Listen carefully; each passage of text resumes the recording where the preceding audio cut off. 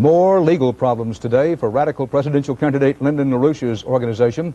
CBS News correspondent Rita Braver reports these newest troubles came not only in court, they came right to LaRouche's headquarters.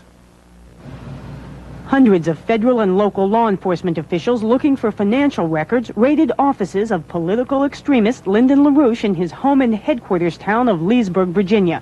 Several of his reputed associates were arrested. There were raids in Quincy, Massachusetts, too, as a federal grand jury in Boston announced indictments of the LaRouche organization in an alleged nationwide fraud scheme. The government charges that LaRouche workers at airports and elsewhere solicited credit card donations and then used the credit card numbers for other unauthorized charges. How does it make you feel? Very angry. Very, very angry. I think it's fraud. Has to be. LaRouche himself is well insulated from much of the business of his organization. In fact, none of the property that his operation uses is even registered in his own name. LaRouche was not indicted today and did not emerge from the well-guarded estate.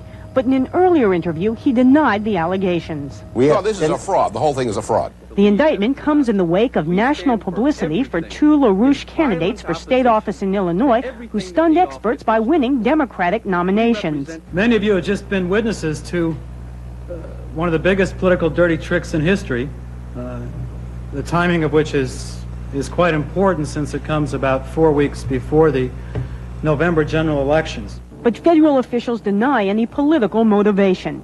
There are other fraud investigations of LaRouche groups all over the country, and more indictments are expected soon.